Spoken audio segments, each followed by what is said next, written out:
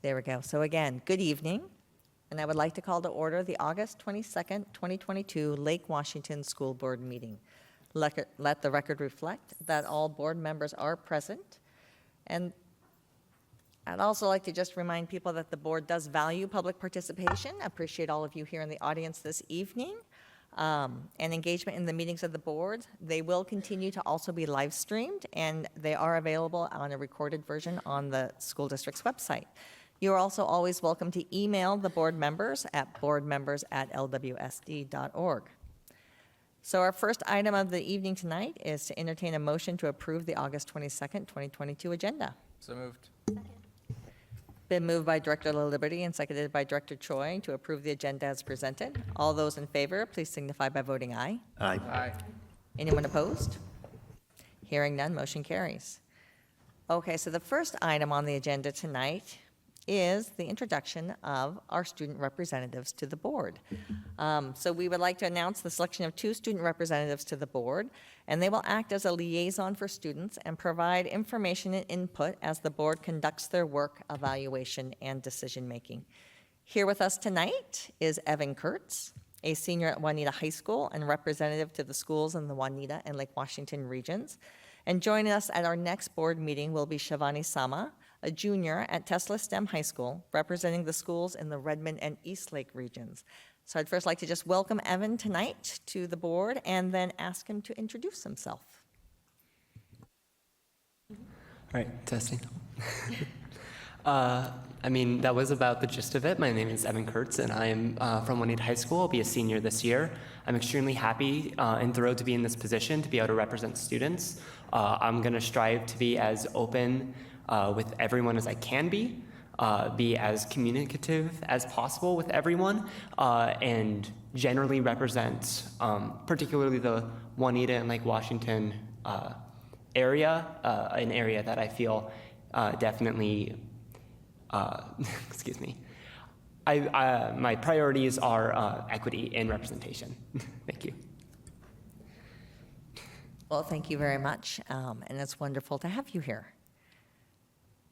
So we'll move on to our next item on the agenda is public comment. And the Board of Directors of Lake Washington School District welcomes the public to the business meetings of the board and encourages the community's engagement.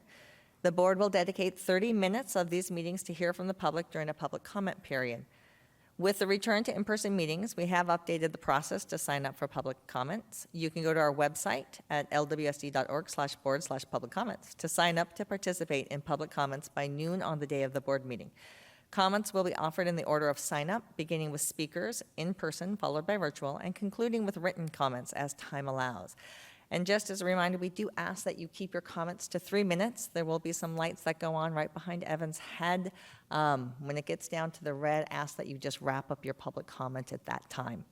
And so with that, I will start the public comment. The first individual we have signed up today is Ashley.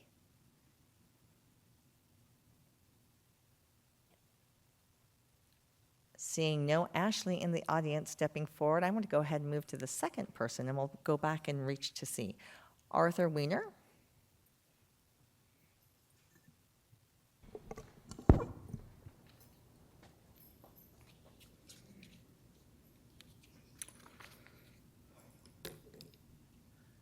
Good evening, Lake Washington School Board members, Dr. Holman, and members of the community. My name's Arthur Weiner. My wife and I have 3 children in the Lake Washington School District. I'm not here to beat up on teachers, but I am here to stand before you this evening concerned about the rate at which spending has increased, while the quality of the service delivered for the cost is not increasing at the same rate, in my opinion. The problem with the district budget, as I see it, is the cost of the service delivered is increasing at a rate that isn't sustainable. We have 1% fewer FTE certified and classified staff dedicated to teaching activities than we did 2 years ago. And the cost of total teaching activities is projected to go up by 22%. The budget clearly indicates a decrease in expected student population. The enrollment figures indicate the budget takes us to pre-pandemic levels. The general fund spending per student, however, is not at pre-pandemic levels. The spending per student has increased 34% to nearly $18,000 per student since the 18-19 school year. Increasing at a faster rate is the instruction cost per student. Certified and classified salaries plus benefits and taxes increased 37% compared with the 18-19 school year. The district is showing 13% more classified employees, while enrollment has increased less than 1% over that time. I'm here to ask once again that you consider the spending per student and more clearly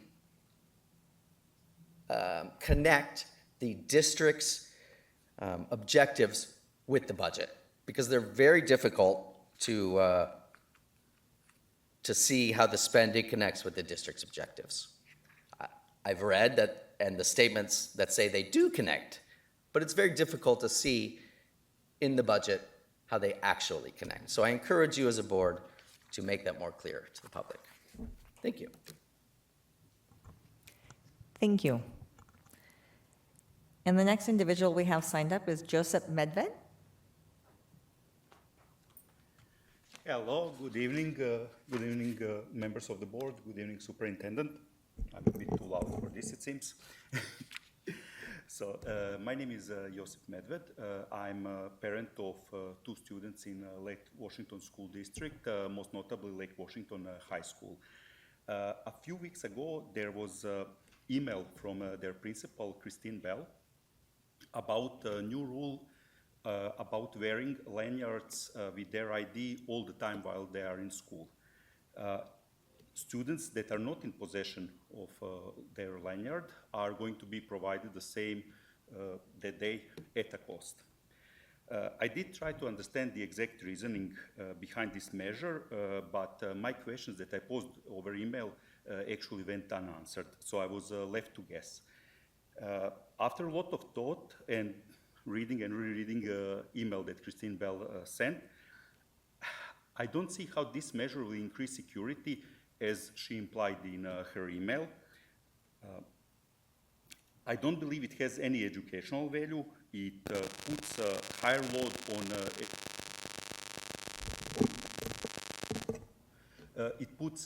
load on educational staff, and finally, it will cost parents money when students inevitably lose their ID.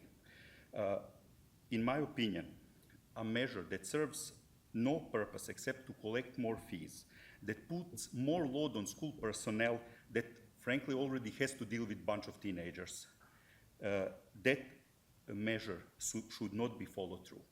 Thank you for your time. Thank you. And I'd just like to let you know that Dr. Holman will be responding back to your questions. We had follow-up there in the process of collecting that information. So thank you. Very much. That is the same that I just spoke. Thank you. And our next person that we have signed up is Sam Abdullah.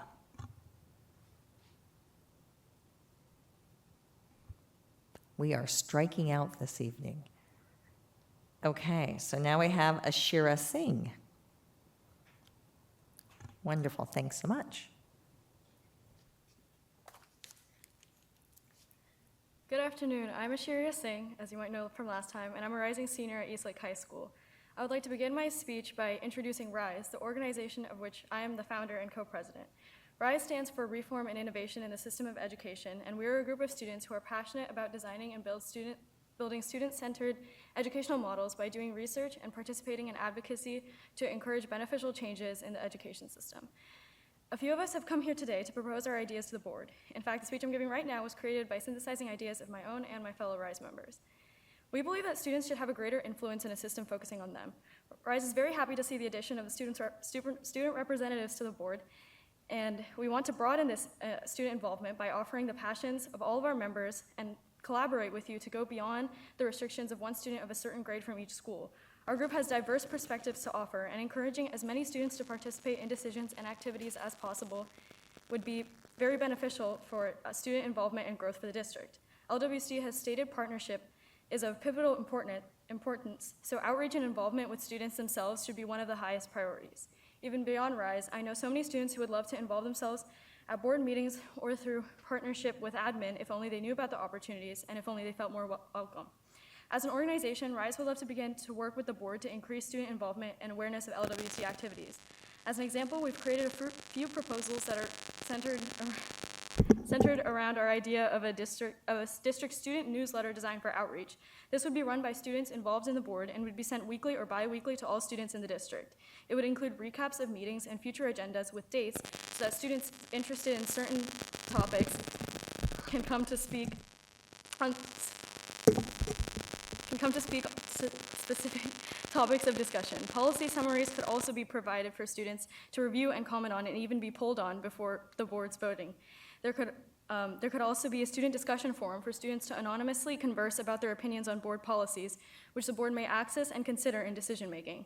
Another way for students to be greater partners would be for the board to be mandated to speak with students who would be impacted by policies before its voting, especially when it comes to policies that impact specific communities. Furthermore, we could have students assist in facilitation of trainings such as equity trainings so that admins and educators could hear from the perspective of students who have actually experienced the impact of topics discussed and could propose ideas directly from their stories. And now I'll be handing it off to some RISE members who are all here and passionate about their own great ideas. And these are a few examples of what we would bring to the table if we were to work with you and would focus on implementing together through a partnership towards an improved school experience. Thank you. Thank you. And if you could do me a favor, as I see you have those typed up, if you could email your comments to the board, that would be helpful that we have those. Thank you very much. The next individual we have signed up is Ray Napkick. I'm sorry, I don't think I pronounced that correctly, so I hope you correct it when you come.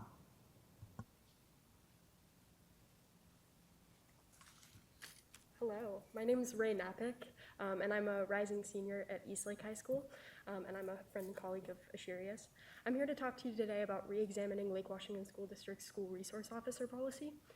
SRO's focus in this district, as stated in September of last year, is professed to be keeping students out of the criminal justice system. The very presence of an SRO does the opposite.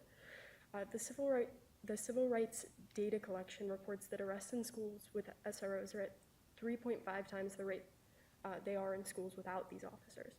Armed police officers in schools do not, as they are described to do, promote a safe, inclusive, and positive learning environment. So much of the benefit derived from having school resource officers at schools such as mine is community-based efforts better conducted by someone who doesn't carry a gun. Many of my classmates are happy with some of the work that Officer Martin, Eastlake School Resource Officer, does, but none of the benefits they describe are in any way facilitated by his role as a law enforcement officer. The funds used by our schools to fund SROs could be much better used in counseling departments, addressing the needs of students.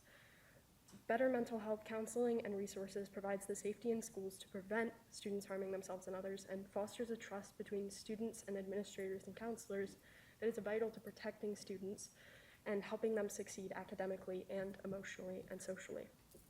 Police officers in schools, as they're in their capacity as police officers, do far greater harm than they do good. As I'm sure you've heard over the past 2 years, they feed the school-to-prison pipeline and disproportionately adversely affect students of color and disabled students.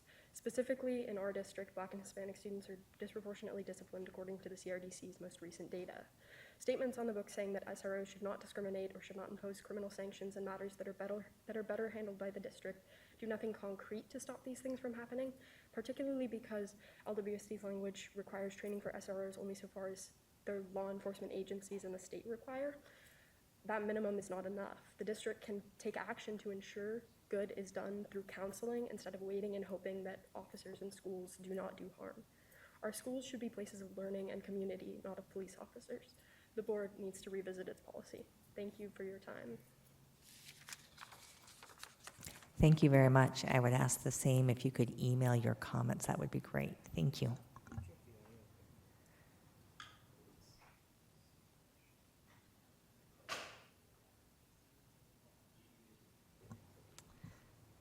Okay, so the next student we have, student is Matthew Vermurray.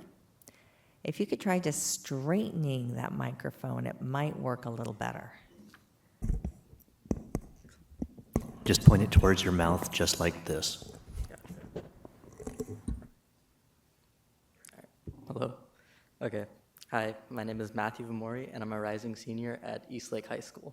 And I'm just here to talk about how I believe that the school counselors are understaffed. So in the 2021 through 2022 school year, Eastlake High School was attended by 2,151 students. The school is only supplied with 8 counselors. That leaves 268 students for them to deal with each. For them to meet with the students in the time that the school year gives them, they would have to meet with at least 2 students a day to get through all of them and to have a chance to at least meet and talk with them. The counselors, as is, are already swamped with work. I emailed my counselor to ask them a quick question, and it took them 2 months and a repeat email for them to get back to me. I can reasonably infer from this that the counseling staff at my school are understaffed. To combat this issue, I believe we should hire more counselors at our school. This is the most obvious solution, but I also believe it is the most effective. It would split the workload between them and allow them to deal with smaller groups of students so that they could meet with them and form a better relationship with them. Another solution, I believe, would be to better equip them to actually give them the tools and time to do their jobs. From some accounts that I've heard, when a request is made of some counselors, they are unable to fulfill it, and so they pass it on to someone else who does the same thing, and it cycles until their request was never fulfilled at all. This removes the usefulness of counselors and some of their trustworthiness. As it is, we are supposed to trust these people who we never personally met. We were introduced to them for 5 seconds alongside hundreds of people.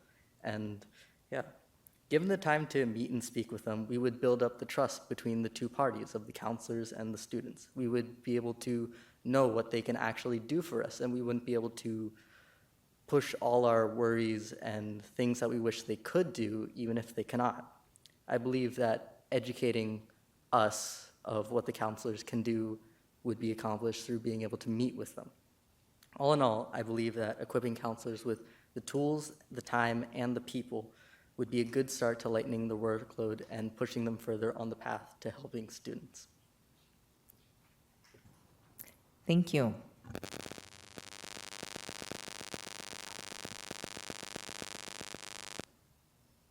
Right. So our next individual is Sam Seacrest. So unfortunately, I didn't email anything, but I have copies of my speech. If anyone would like to read.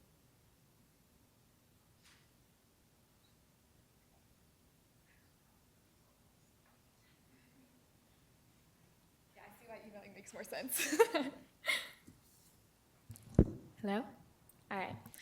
Hello, everyone. My name is Sam Seacrest, and I'm a rising senior at Eastlake High School. I'm also co-president and co-founder of the RISE organization, which my friend Ashiria introduced to you a little bit ago. I'd like to thank you for coming here tonight and actively listening to a group of students. The unfortunate truth is that students are rarely in a position to have any effect on the education system, despite being its primary cause and focus. From the very beginning, kids are expected to sit quietly, raise their hand, and not question what's said or done. That is one truth. Our truth, the truth of all these teenagers here today and the RISE organization, is very different. Behind me, you see students with the drive to work towards these projects that they've shared for you today, the ingenuity to design and research them, and the connections and perspectives of students living daily life within the education system. Their speeches tonight prove their belief in the abundant opportunities for positive growth, and that students and admin working together will be able to harness them. It's a step in the right direction that student representatives are chosen for board meetings, and although it's great that they're in a position to make a difference, what about the others? What about the students who didn't know that a student panel was opening up, or those who are just 1 year too young or old to be able to participate in it? What about the dozens of others throughout the district who would jump at a chance to grow their school into a haven, but only 9 were given official positions? That is our purpose tonight, to show students' willingness to put in the practical work to address both issues and goals exemplified in our district. Imagine these students and the current representatives alongside a larger group, one with increased diversity, large numbers, skills, and ideas. Imagine working together with these students to shoulder the burdens and embracing the opportunities of leadership, and having the diversity and large numbers to truly attempt the projects and dreams too large for one group alone. On behalf of the 4 students, on behalf of a By Students, for Students organization, RISE would like to offer you the opportunity to work directly with the student body. Not as a go-between for you and the students, as is the current system, but a platform where you can work hand in hand directly with them. This is our proposition. We would like to partner with you and grow a community of students and adults interested in creating a better future. With larger numbers and greater diversity, there is no limit to the facets we could address or the issues we could tackle.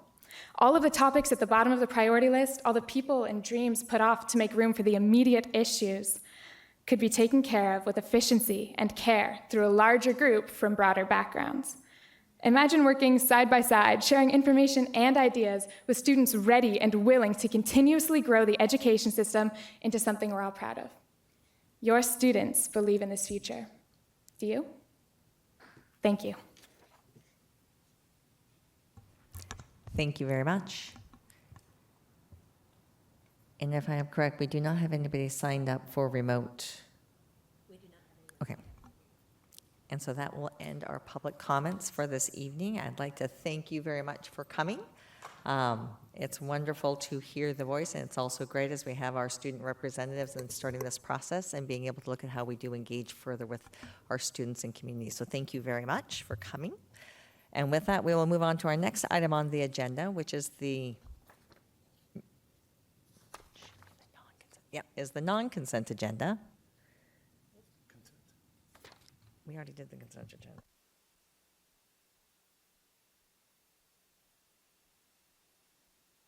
That's what I meant. The consent agenda. The next item is the approval of the consent. I will now entertain a motion to approve the consent agenda. So moved. Second.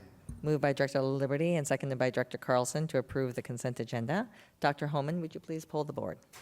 Yes, Director La Liberty, Yes. Director Stewart, Yes. Director Carlson, Yes. Vice President Choi, Yes. and President Bleesner. Yes. And with that, the motion carries. So our next item on the agenda is moving to the non-consent agenda, and is the adoption of the 2022-2023 budget. Dr. Holman? Yes, so the board has been working on the 2022-23 budget for a number of months now. We've gone through a number of iterations, done some alignment with our strategic work, and so tonight, Director of Business Services, Chris Brennigan, is here to formally present the final budget to the board for board action this evening. Chris? Thanks. So this, just a reminder that we're adopting the 2022-23 budget, which is in the F-185 budget format, which is the required format for state reporting. The 2022-23 budget was developed by gathering input from schools, departments, and working with the strategic advisory leadership team on developing what the priorities were for the budget. We presented a draft budget to the board in detail and had our first reading on June 27th. Public hearing was also held on August 8th. The budget was posted on the district's website, made available to interested parties, and feedback on the budget could be provided via the website or email. The district budget maintains the goal of 5% fund balance, and I just want to take the time now to thank everybody that was involved in the budget process, and especially give thanks to my team and the budget office team for all the hard work in putting it together.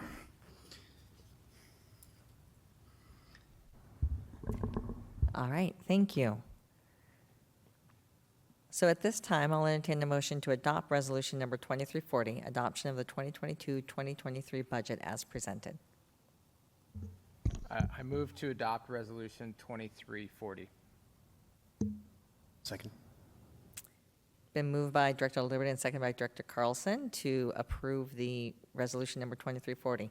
Are there any board member questions or comments?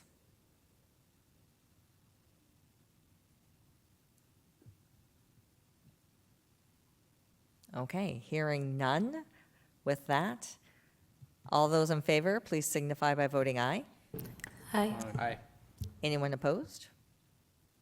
Hearing none, motion carries. The budget has now passed. Thank you very much for all your work and all the effort that has gone into doing so. It is a large order in which to be able to serve our student population. I think our students provided some input this evening in regards to the additional requirements beyond education that are being here and being able to address some social emotional learning in the environment in which we live. So appreciate that the budget does take that into account in going forward with what we do. So thank you.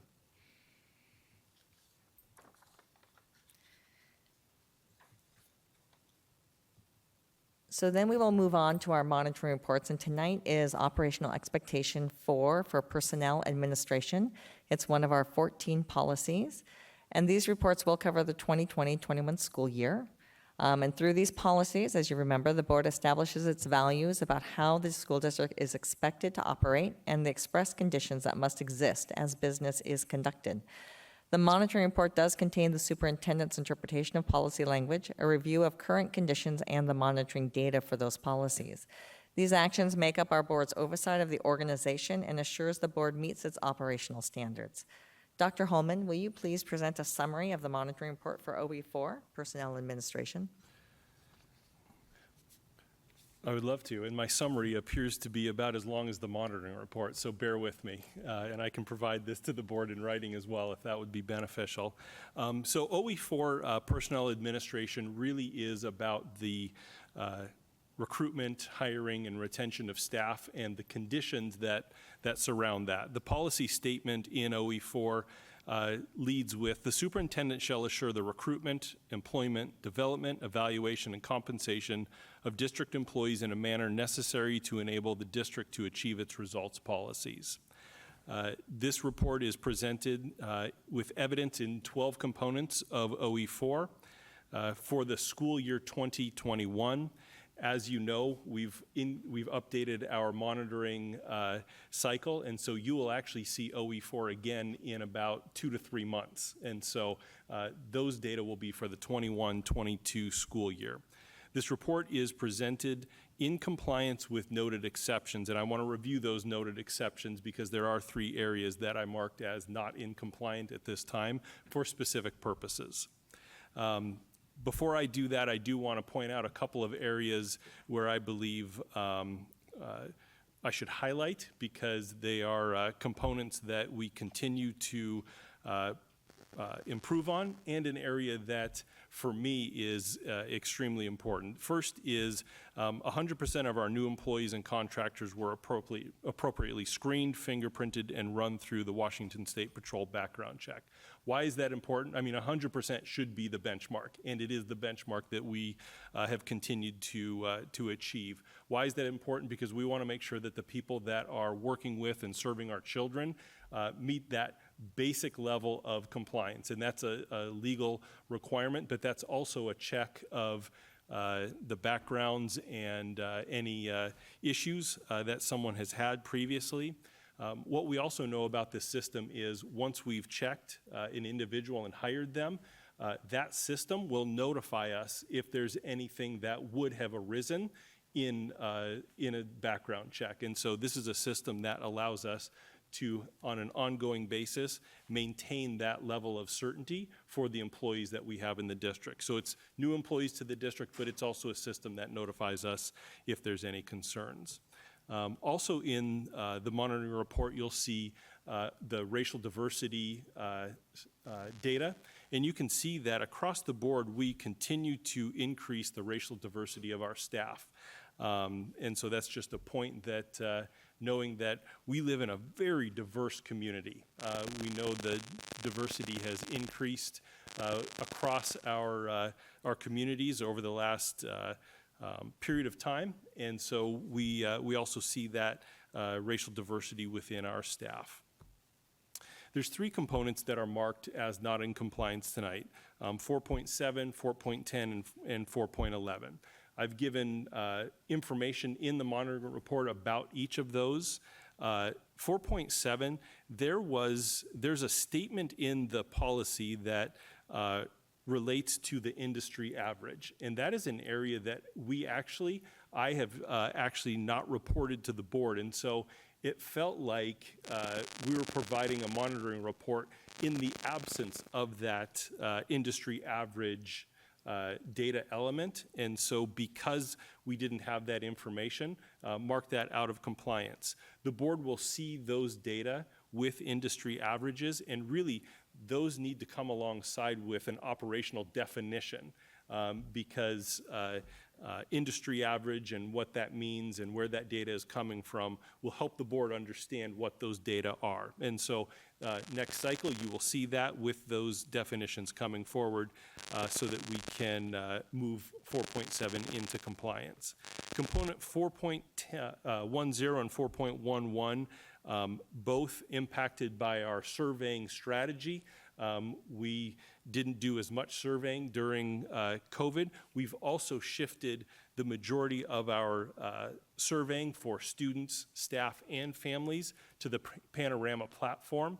And so we didn't have data available in terms of the survey, so did have to mark those components out of compliance. We will provide the board with kind of an overall survey strategy so that you can see where the data is coming from.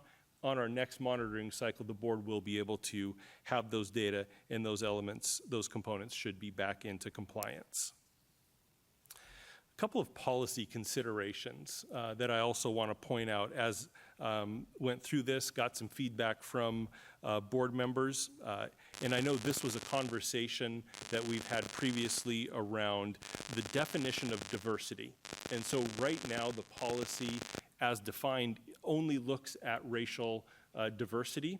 We're going to expand that definition of diversity to consider other aspects of identity as well. And so exactly what that is, I'm not sure yet, but I'll bring that forward to the board for approval prior to this next monitoring cycle. There's a question around 4.3 and the indicators related to recruitment and retention. And so I'm going to go ahead and review that. I believe 4.7 covers that, but I just want to make sure that we are providing the data that the board wants related to recruitment and retention. There's a question about 4.4, and the question was related to, is this data and complaints related to staff, or is it staff and community? The data that's presented to the board is only related to staff complaints, and so I'm going to update the indicators just to make sure that it's clear that the data the board is receiving is specific to staff and not community as well. I believe the community is, or I know for a fact, it is reported in one of the other board's policies. And then the update of the survey strategy, I'll provide that information to the board so that you're clear on where the data is coming from related to staff climate surveys and those pieces. This monitoring report is presented, again, in compliance with those noted exceptions, and I'm happy to take any questions from the board. Director Stewart. Thank you for the breakdown on the race, ethnicity of the staff and the various components of staff. And in that first line, it says representative of the community and the student body. I don't have anything to compare it to be quite frank. I don't know what the racial composite of the community, or for that matter, the student body. I have a fairly good guess, but who likes my guesses? Nobody. No one wants to guess. So it's hard to say that we're in compliance. Yes, we're moving the needle, but I don't know where. I don't have anything to compare it to.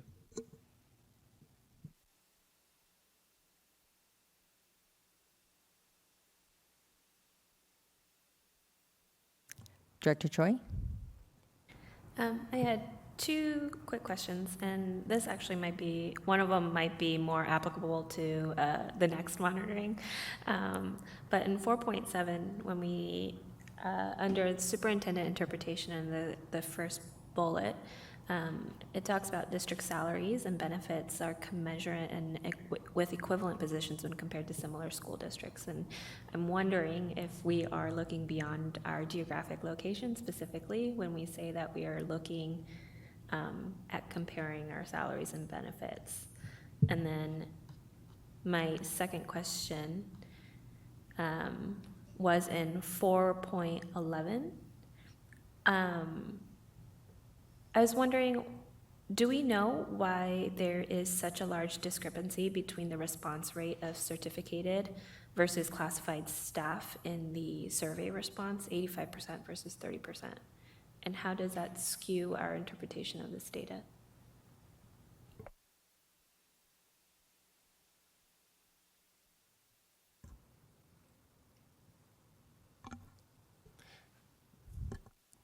In regards to your question around 4.7, yes, I believe that is for the next monitoring cycle, and I'll make sure to include information related to that. I have some guesses around our classified staff, but they're my guesses. They're not based in anything other than some of the, I'll just say, working conditions. When you think of bus drivers, over 115 bus drivers or so, typically aren't, accessing a computer consistently as part of their job. And we have a number of our classified groups that have that as their, work experience. That's not an excuse for why we don't then have a different strategy to make sure, but that's just part of the situation. And so, thank you for asking that. I will ask that question of the team as well and think about how we can increase that, particularly as we move to a different platform, different data set that we'll gather and different survey tool that we'll be using. How do we make sure that we get the voices of all of our staff? Thank you for that. And Director Liberty, did you have a question? I do. I just want to, I didn't quite, I guess it's a clarifying question. So we are no longer having the district climate survey, and you said that you would be bringing to us a new indicator of compliance, and the timing of that is what I just didn't quite follow. I know it's because we have this sort of abbreviated time between now and the next time we monitor. Will that indicator of compliance be brought to us before we remonitor OE4? Will it be brought to us when we remonitor OE4? It'll be brought to you prior to. Prior to. Yes. And so the second question is, so then when we remonitor OE4 in 2 to 3 months, that will incorporate the new survey strategy data? Is that right? That is the goal, yes. And I believe, yes. Great. That's great to hear. Okay. Thank you. Now, the timing of getting all of that to the board within this short window of time. I can appreciate that. Yes. Yeah. Okay. But yes, that's the intent. Thank you.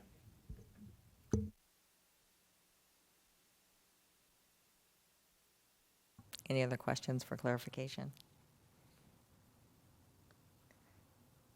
I'm just confirming that mine got answered.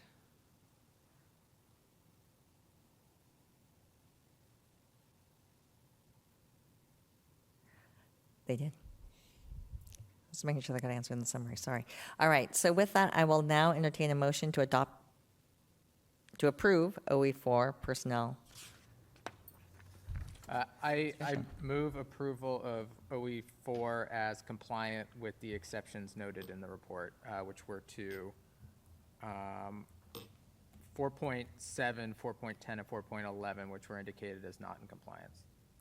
Second. Been moved by Director Liberty and seconded by Director Choi to approve the operational expectation as presented with the noted exceptions of compliance. Any further discussion? Director Stewart. I'd like to add 4.3 to it, just so we can have that comparison. It's those numbers are nice, but if I don't have anything to compare it to with the students, I don't know if it's in compliance.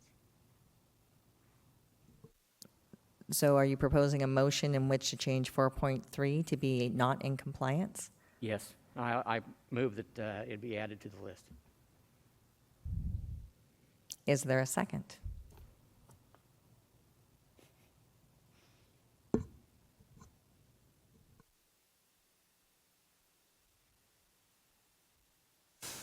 I think it does beg discussion, and I'm not saying that I want to second it, but amongst the board. this So is are the you time to discuss. seconding it? Well, do we discuss before or after we second it? Nope, once we put the motion on the table, then we'll discuss. This is just purely the motion's on the table right now, we're looking for a second, and then we'll move to discussion. I'll second it for the purposes of Okay, discussion. so it's been moved by Director Stewart and seconded by Director Carlson in order to change 4.3 to be not in compliance. And so with that, I will now open it up for discussion.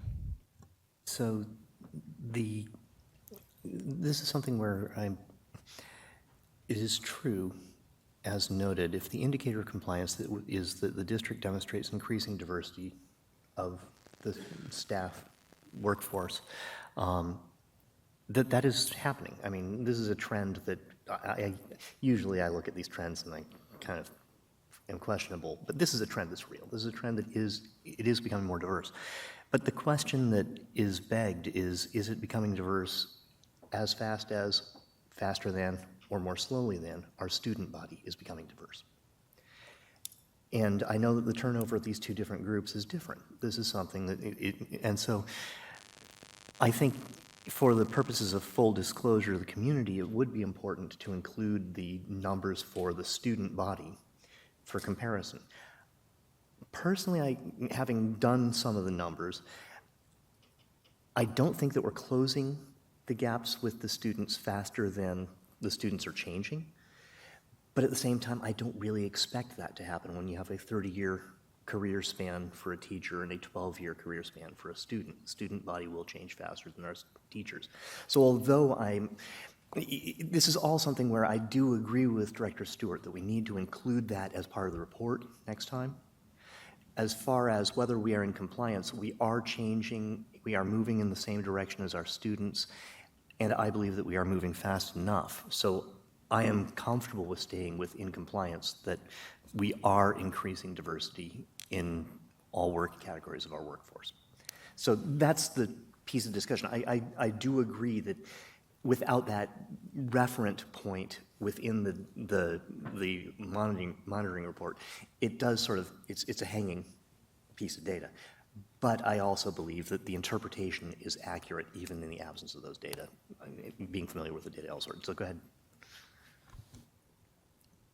You can have a moment to clarify, yes. Yeah, I think might beg the question of why did I mark it in compliance? I think that's a fair question.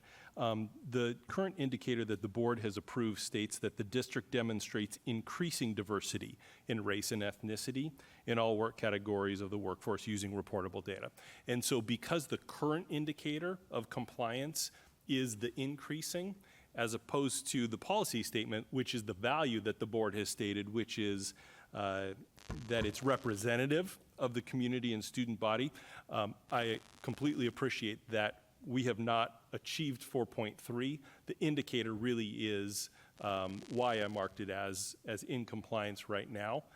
And so that's why I put it there, but I can also appreciate that if the overall value is related to community and student body, that data needs to be present here so that the board can evaluate that as well. Director LaLiberty? Nope. Okay. What I had to say has been covered. Okay, Director Stewart? I don't have a problem with the fact that we moved the needle. But if we put into superintendent's interpretation, I interpret representative of the community, if we're going to have that verbiage in there, if you want to change the verbiage, that's fine.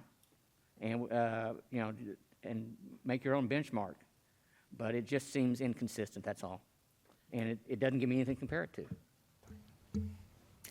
Okay, Director LaLiberty now doesn't want to say something, so hang on.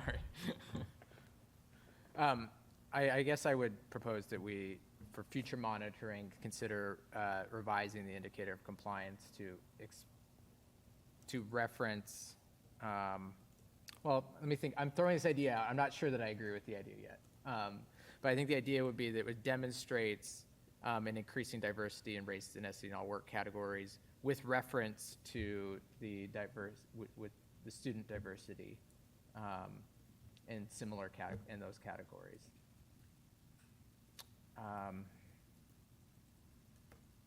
Now, having said that, I think I can argue both sides of that. But I think I just wanted to put that out there as something to think about. And Director Choi? I think it might be appropriate to discuss an acceptable rate of change that we would like to see. So if we are saying that we are seeing an increase in diversity, but then is there a time frame in which that there should be a benchmark achieved, 25%, whatever it is? And I'm not saying that it should be 25%, but as an example, by 10 years from now, 20 years from now, whatever it is, I think would help to drive maybe some of our goals in terms of our diverse staff. Director Carlson. At heart, I think Director Stewart brought up something that really is something that's our fault collectively as the board, is that the superintendent interpretation and the indicator of compliance are both things that we agreed to. And unfortunately, they don't quite match.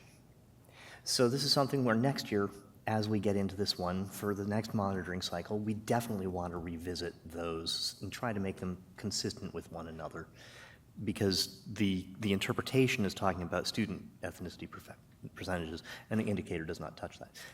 But I think this is our fault, and as far as what we agreed to in the last cycle, I believe that the indicator of compliance is in compliance. So. Director LaLiberty. Well, I'm gonna have the counterpoint now to my point. Well, but no, well, because no, here, I was thinking about it because okay, so let's say hypothetically that that next year our student body gets less diverse, that and it gets less diverse in a faster way than our. Well, anyway, all that, our student body could get less diverse, and then we could be in compliance, with what I propose, we could be in compliance with our staff diversity staying the same or even decreasing. And so I do wonder if that is, in fact, what we want as a board. When I think about, we know that I agree with the value that we have in there, and the indicator of compliance we have in place may actually maybe what if we're trying to get to that value, that may be what we're looking to monitor right now. All that said, I do think it's important to report out student data. I just wonder if what I propose for the change to indicator compliance may actually be telling of whether the district is moving in the right direction. So I'm going to just remind of what the motion is that's on the table, and it is whether or not 4.3 is in compliance or not in compliance. The motion is that it is not in compliance. So the discussion that we've been hearing at this point has been on both sides, but that is what the discussion is. Not if we need to change the evidence, not if we need to change the indicator, but that's the component on the table. Yes, and I do think it's in compliance. Director Stewart. I want to remind everybody of the months and weeks and meeting after meeting that we discussed the having a diverse our diversity issues and our equity issues, and the groups that came to speak to us. And the number of groups that felt that their students were ill-served by not having a more diverse staff to relate to those kids. I'm just trying to go back to the original intention of our equity policy and see that this is, just give me, I don't say that it has to be exact. I'm just saying I need to be able to measure it against something. So to me, if we don't have something to measure against, we're not in compliance. So if I may have a moment, I will say that in my reading through this, the evidence that we requested is provided. It shows it is increasing. We did not set a standard. There's also some challenges around doing that from a legal side and different components. Those can have unintended consequences, similar to what you were speaking to. So I guess I am comfortable with this being in compliance, and it's something that we need to bring back to the table and have a discussion as to, is that indicator. I think there's agreement that we should add the context in regards to the data to our student body and those components. In order to have that reference, I was able to match it online, just went to OSPI and matched the data across to see sort of where we were and where we were going. But having it in the report would make it much easier to be able to directly do so. But in regards to compliance for this, I'm very comfortable going forward that the work being done is working in that area. I understand the legal problems. When you've got such a small group, then you start getting individualized for our various groups and part of our students. But it also says the community. I find it hard to believe that there's going to be a legal problem saying that the community within Lake Washington is X, Y, Z, A, B, C, whatever, and how it relates to the teaching staff or the staff overall. If you can't do one because of the law, then do the other, for God's sake. I don't think there's any difficulty in which providing that data. I don't think that's a problem at all, because we do it all the time. And so ultimately, this being a monitoring report, it comes down to we set a yardstick. We agreed to a yardstick. The question is, was the data that was presented, do we believe that that yardstick and the data are consistent with one another? It's our fault for not making the yardstick include the student data. I agree that that's something that we and our community might have intended, but we didn't put it in here. Changing that now does not do any of us a service, but it is definitely something where it becomes a conversation for next year's cycle. And so I'm confident that we can, without changing this to not in compliance, this is something that will be part of the conversation for next year on OE4. That did we set the right benchmarks? And also, as Director Choi had pointed out, should we have actual metrics that we're looking for rather than a direction of the trend? That is a legitimate question, and it's something that we can work through. For better, for worse, I believe that both of those are things we need to do carefully with actual data in front of us rather than under the spotlights during a board meeting. So I'm quite comfortable for this evening saying that last year we set this indicator of compliance, and we are in compliance with it. Next year, I'm hoping we can set a slightly different indicator, but that's not tonight's conversation.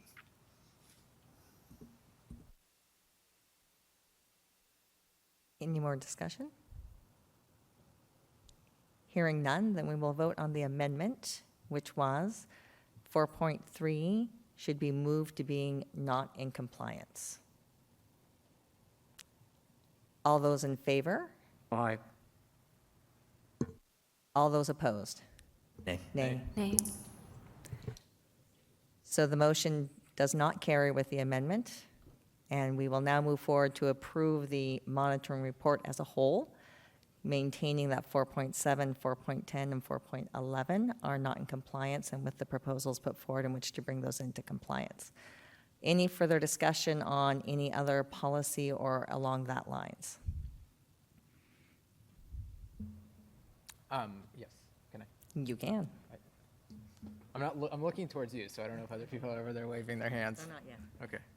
Dr. Holman, I appreciate the efforts to bring the board a revamped, we'll call it a revamped climate survey. I'm not sure, but a revamped strategy for doing that. I think that data is really important for monitoring this.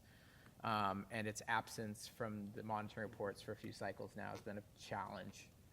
So I'm thank you for that work. I recognize the particularly tight time frame between now and when we see this again. So appreciate all that from everyone that will go into having that in the next monitoring report, because I do think that's really important for us to be adequately monitoring this policy.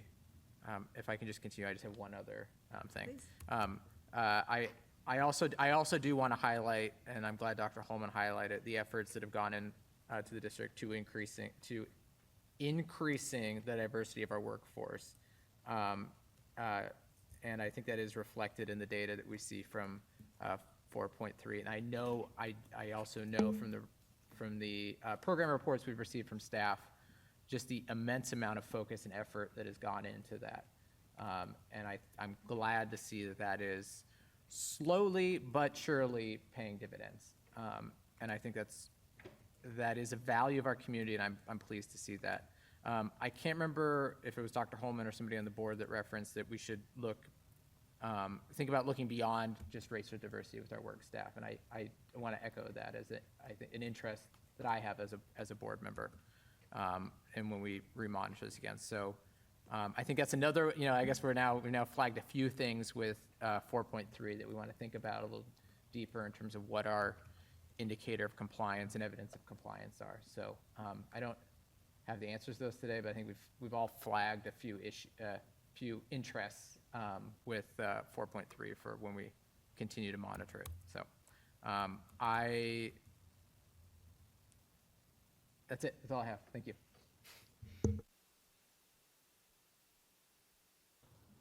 Any other comments or discussion? Okay, hearing none. With that, it has been moved, I'm not even sure who moved and seconded. Director La Liberty moved and Director Choi seconded, that we approve OE4 of Personnel Administration as presented with the 3 areas not in compliance. All those in favor, please signify by voting aye. Aye. Aye. Anyone opposed? All right, hearing none, motion carries. And thank you. So from that, we will then write the summary that will include all of these. What it looks like is that we probably need to put onto the agenda at some point to do the revision to policy 4.3 and have that discussion, potentially prior to it coming back in November. You sure can. I appreciate the conversation around 4.3, and it's why it's one of the policy considerations that I discussed. And I probably will also bring a recommendation for a policy revision to 4.3. I believe the value that the board is stating here is that it is healthy, good, and it prepares children for their future if they interact with people from a wide array of backgrounds. I think about we have a number of staff members that are in a wheelchair, and their students have an experience that then they develop an understanding, they develop an experience, and it no longer is novel. And so they may interact with someone in the community, they may see someone in the community in a wheelchair, and it isn't a scary thing. It isn't something that they don't know about. It's a person. That's, when we think about our inclusion work, it's inclusive schools, but it's also inclusive communities. And so when I think of diversity, it's this, the value that the board is stating is really around the experiences of our students. And part of that experience is the representation of our staff. And currently, it's represented as racial diversity. And, there's many other forms of diversity that are currently present in our school system that is healthy for our students and good for our students to experience, because that's life. You leave school and all of a sudden you have this wide array of people that you interact with, and how great if you have had experiences so that you know how to interact with people that are different than you. That's life. So that's a policy revision that I'll bring in this regard. Great, thanks so much. Okay, so the next item on our agenda is the approval of the reasonable interpretation and indicators of OE 14, anti-racism, anti-discrimination, equity, and inclusion. Dr. Holman. Yes, and so the board adopted OE 14 on September 13th, 2021. Reasonable interpretation and indicators were discussed and evaluated at the March 19, March 28th, April 25th, June 21st, and June 27th study sessions. To me, that underscores the importance and the depth of the conversation that the board engaged in. And so it was a good series of conversations. We went through the policy one time. I brought back a response. The board provided additional feedback.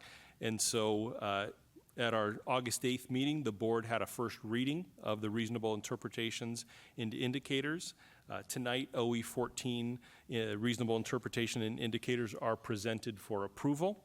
I know Vice President Choi has one recommendation or discussion regarding one of the indicators, and I recommended that the board actually have that conversation because what was put forth to the public was already out there. And so instead of modifying what was already public, having that conversation, and if the board wants to modify it, we just make that change, so the approval would be with that amendment. And so, but what I'm putting forward tonight is presented for approval and discussion by the board.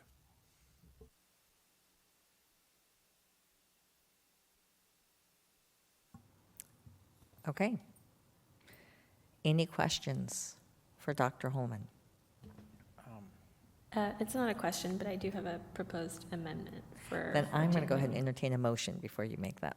Yeah, I guess that's my question for the president, the best order for taking this. Would it be, are you proposing that we have a motion pending, a motion to approve, well, I mean, I don't want to put words in your mouth. What are you proposing for how we handle this procedurally? Put the motion on the table in which to approve the report, the indicators as presented, and if you have specific changes in which to make to things, we'll go ahead and make those, because this is the second reading. So there were some incorporations already of a variety of those comments, so that'll be the easiest way to sort of make it, so we can pinpoint the components that are actually up for discussion. Okay, so you're proposing a motion to approve the indicators for OE14 as presented, and then potentially if there are any amendments to those, then take it as that. Yep. Okay. I don't want to get ahead of anyone. Did anyone have any questions? So before I any make that general motion? questions that you have for Dr. Holman? No, okay, so then we'll move back to the board discussion. I'll put the motion on the table. I'm looking for a motion in which to approve. I will do that. I move to approve the indicators and reasonable, or interpretations of OE14 as presented tonight in our packet. Second. All right, so it's been moved and moved by Director Liliberty and seconded by Director Carlson to approve as presented. I will now open it up for discussion. I'm very curious to hear the proposed amendment. No. I feel like I know, we built this up and it's really not that big a deal.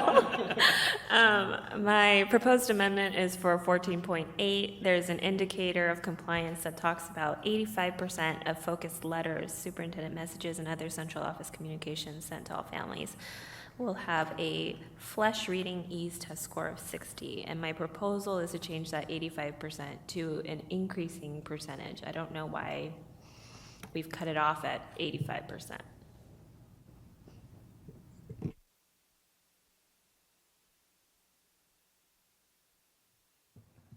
So the motion on the table is to change that. It appears that you might have a discussion or want to clarify something on that. We don't have it seconded yet. Do you want me to wait for a second? I'll second. Okay, so now we're seconded. Go. And so I agree with that amendment. The interest behind this, this indicator really was that the communication being sent to the community was essentially benchmarked for readability. And readability comes with word choice, length of sentences, a variety of things. And so just trying to make sure that what's being communicated is at a level that's accessible to our community. And so we don't have a benchmark right now to say, you know, we're at 83 and we want to hit 85. So we haven't gone back and put all of our communications through the flesh reading ease test, which is a consistent way to evaluate written communication.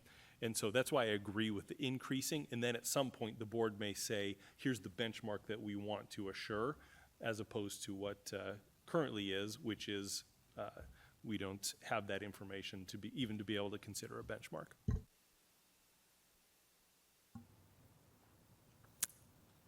Any other discussion on the amendment that's on the table? I guess my question would be, I guess the proposed amendment would be to change it to an increasing percentage, replace 85% with an increasing percentage. Okay. So an increasing percentage versus prior year, is that the idea? And what increasing versus what, I guess is my question. I don't know who I'm asking that to. So when I consider the term increasing, it's year over year. Okay. So that we start establishing a trend of more publications with the readability score as indicated. Okay. I mean, that means that the first year we monitor it, we won't have anything we won't really be able to monitor that, or we will receive, the monitoring report will provide us with a percentage. We won't be able to know whether it is increasing or decreasing because we don't have a prior year. And I say I flag that as something, but I'm okay with that, is what I'll say. So my comment is I'm supportive of the amendment. Any other discussions? Okay, so the amendment is to remove 85% and change it to be an increasing percentage. And we will just make that and still be able to approve as is. So, do you have a discussion, or are you ready? Do you look like you're thinking? Yeah, being the nerd that I am, diving into the fret is something where a score of 60 out of what? 60 doesn't mean anything unless you know where that benchmark is. And really, 60, you're benchmarking this so it's easily understood by a high school graduate, is my understanding of a score of 60. 50 to 60 is fairly difficult to read. 60 to 70, easily understood by 13 to 15-year-olds. So that's really where the benchmark is set at. I'm comfortable with that, but I'm not sure that I care to hardwire the fret in. But anyway, that's a conversation for next time. I'm happy to go with the amendment as is, but in the long run, I don't need it to be that particular score. I'm sure there are others out there, but the general gist of it, I'm comfortable with.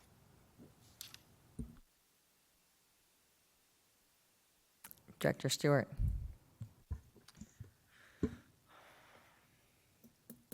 There's no reason that virtually every one of our publications, every one of our communications shouldn't be understood by everyone. If a newspaper can come out and make it understandable for a 12-year-old, certainly we can. It's not difficult, folks. I learned it in high school.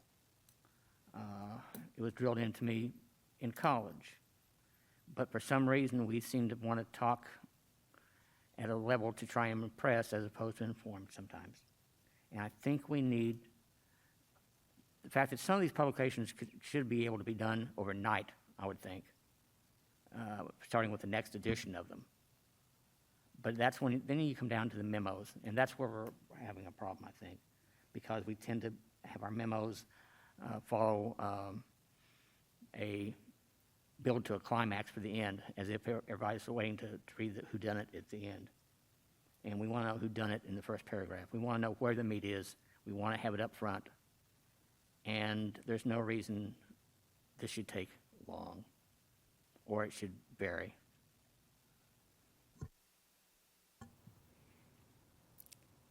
Any further discussion? So then I will call for the vote on the motion that's on the table to change the wording for 14.8 to increasing percentage. All those in favor, please verify by voting aye. Aye. Aye. Anyone opposed? Hearing none, motion carries. That indicator is now changed. So now we go back to the entire document. Were there any other changes, discussions in regards to what was there?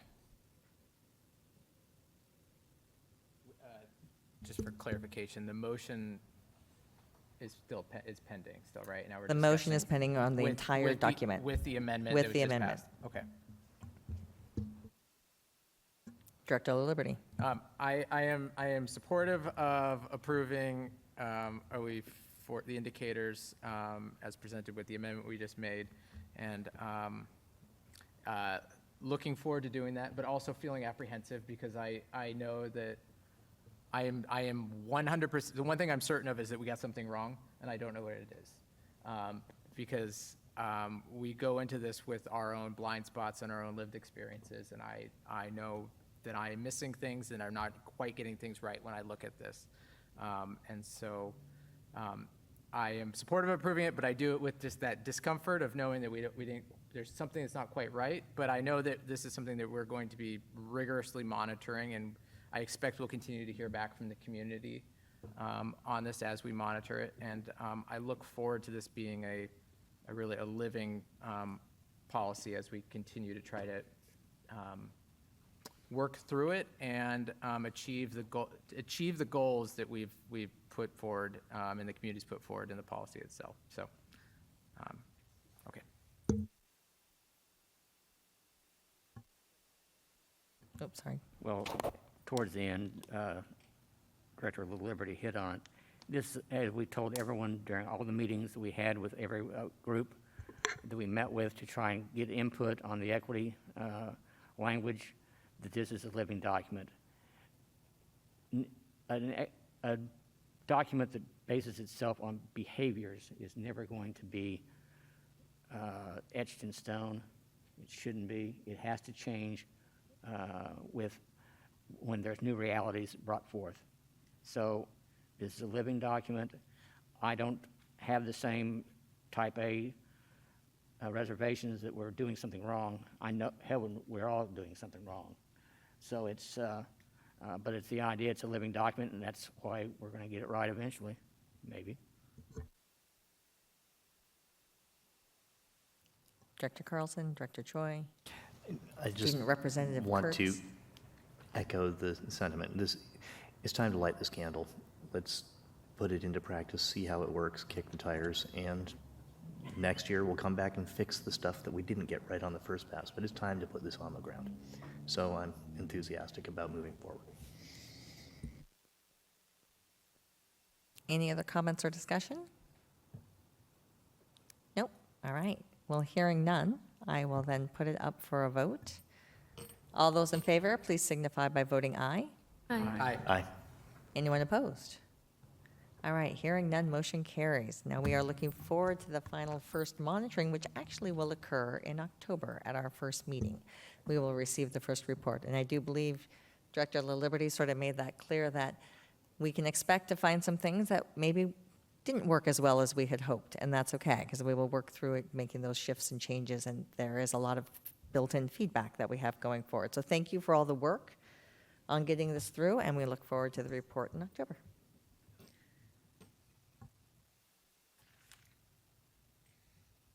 And with that, we have two more items. So last meeting, we had the monitoring reports for OE5 and OE6 on financial planning and financial administration. We do have the summaries that were provided there. That was basically just the summary of the discussion that the board held and sort of what the next steps were. Those were all available online. Are there any comments or questions on those summaries?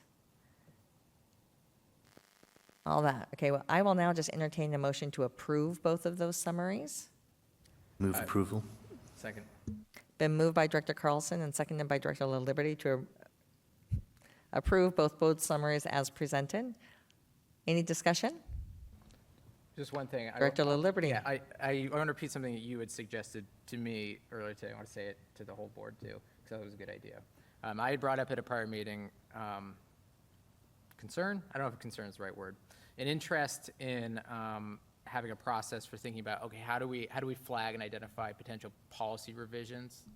Because when we were monitoring, that's not often the best time to think about what do we quite not like about the policy itself.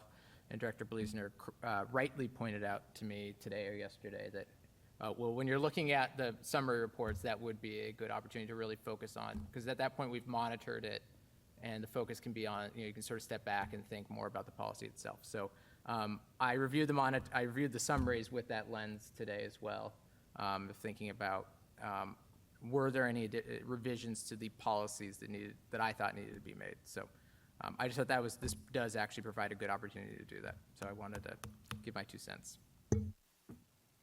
And I have no proposed policy revisions to OE5 or OE6, having done that.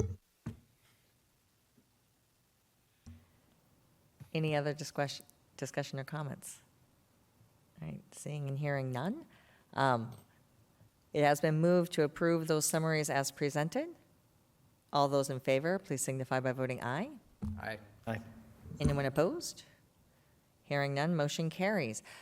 So that piece, so when you see actually OE14 won't have it, but in regards to OE4, we'll bring that board summary back at the next September board meeting.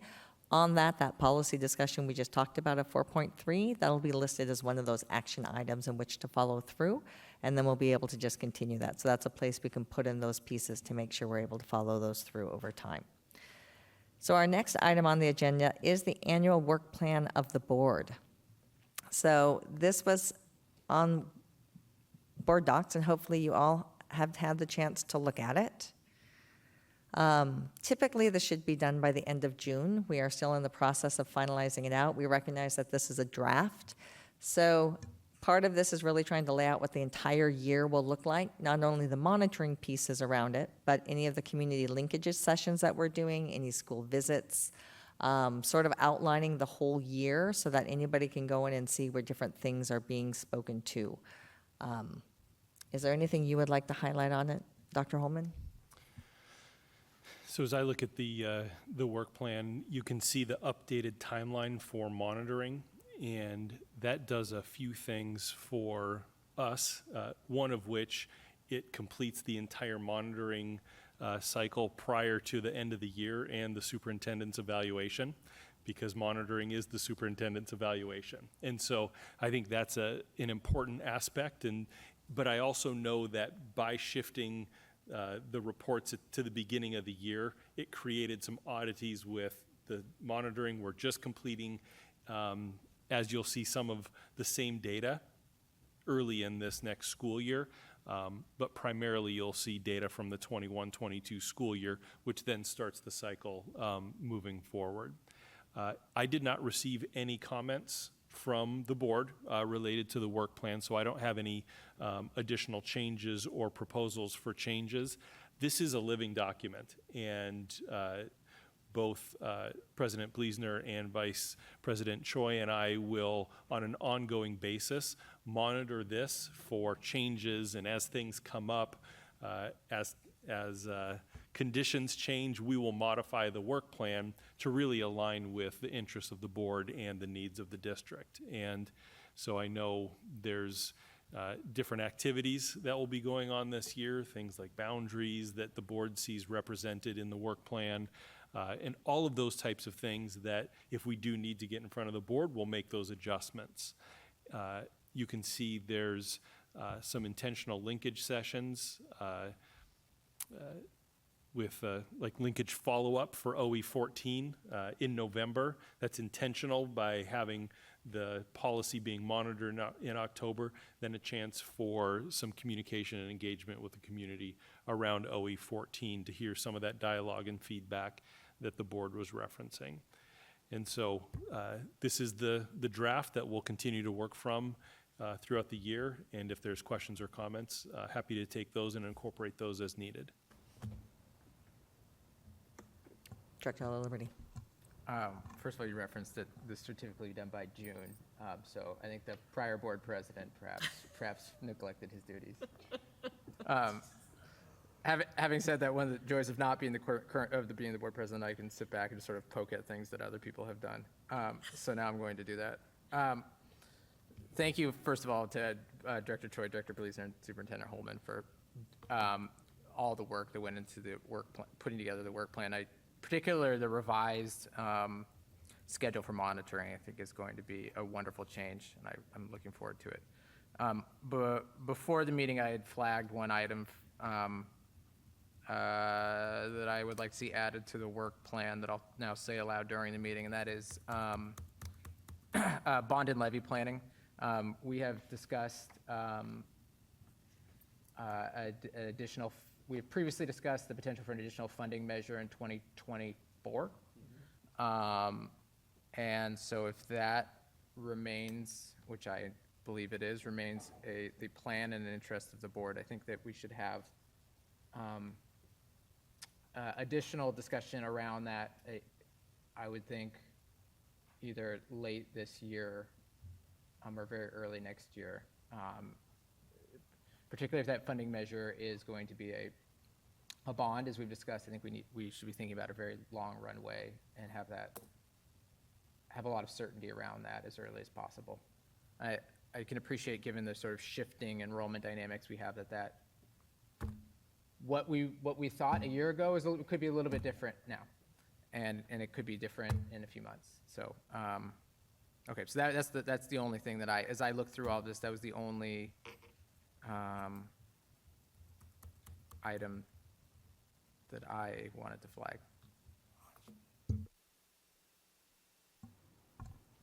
And sorry for being dilatory in doing so.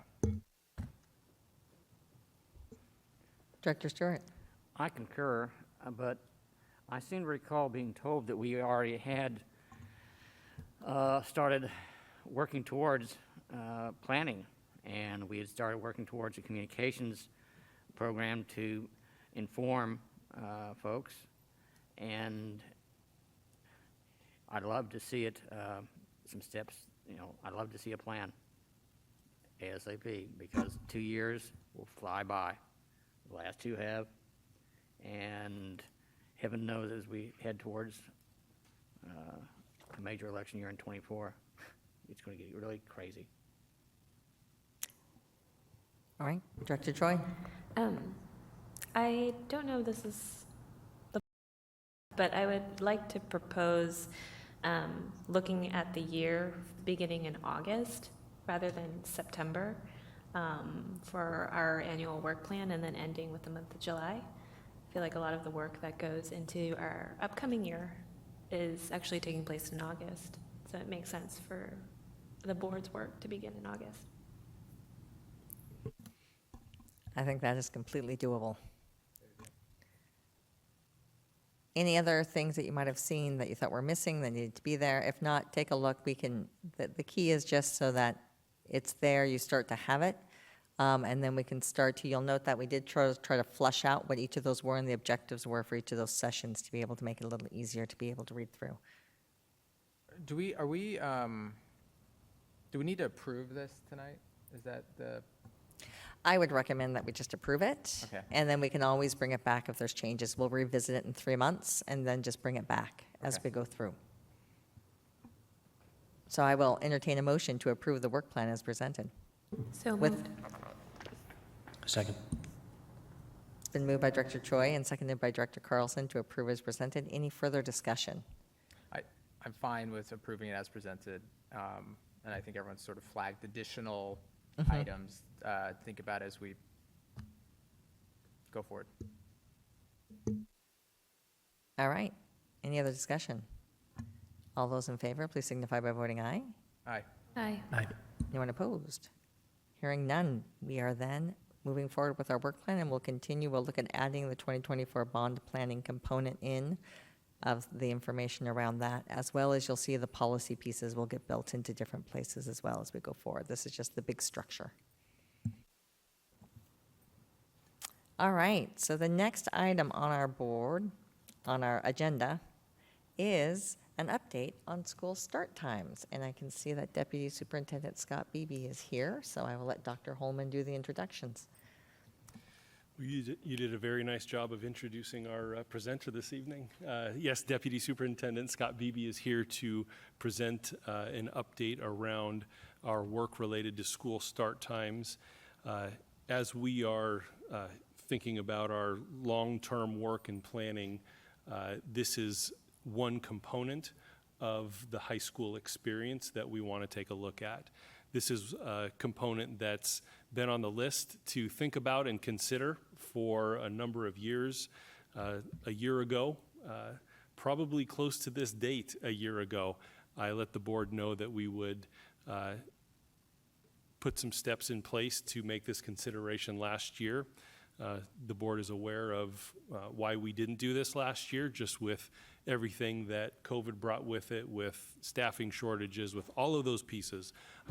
We did not take this topic on, and so we've put some plans in place to take a look at this, and Scott will be leading this effort, the committee work, and he's here to provide an update around process and timelines so that the board is aware of the work that will go on.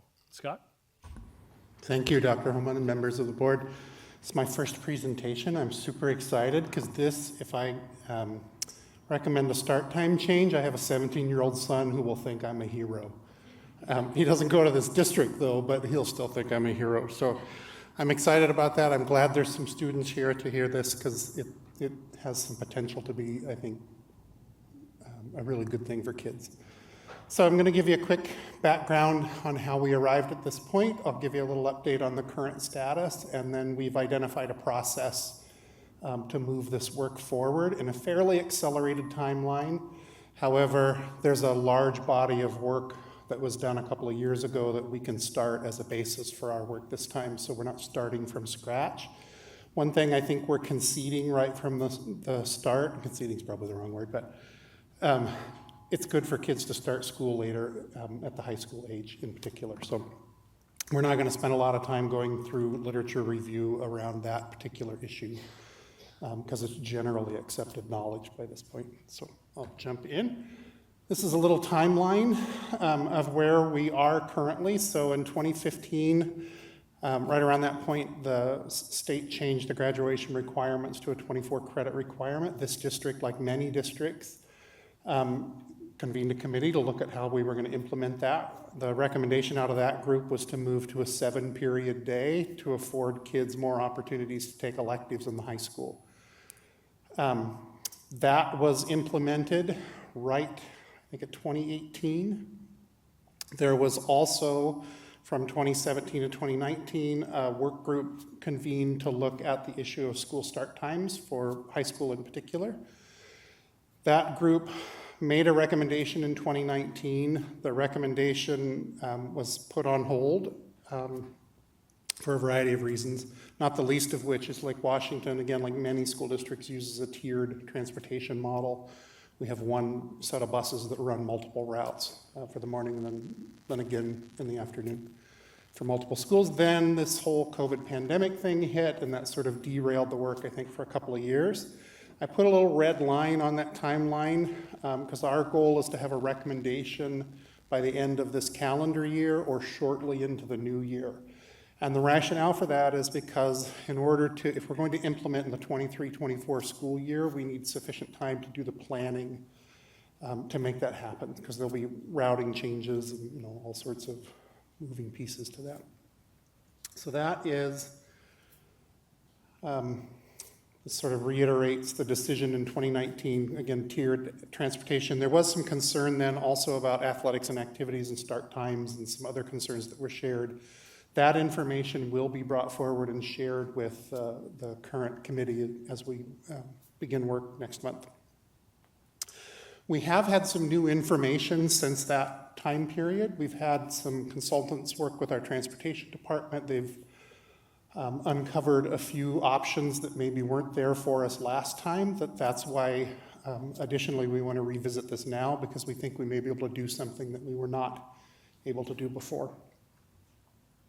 These are the current start times. You'll notice that high school starts between 7:30 and 8. I believe there's only one that starts at 8. And I believe it's the school that uses Metro for transportation. I think that's Lake Washington High School. We are having conversations with Metro. There are districts like the Bellevue School District that use Metro for all of their high school transportation. The routes that we would need do not exist currently, so that's going to be an ongoing, longer-term conversation, but probably not going to solve our immediate issue. There are moving pieces to this. That's part of what we will consider. Preschool is another piece of this puzzle. Our preschool starts pretty late. That afternoon session starts really late and puts the kids way into the late afternoon. That's not, we don't feel that's the best model for kids, so part of our work will be to look at how we might change that start time back sooner also.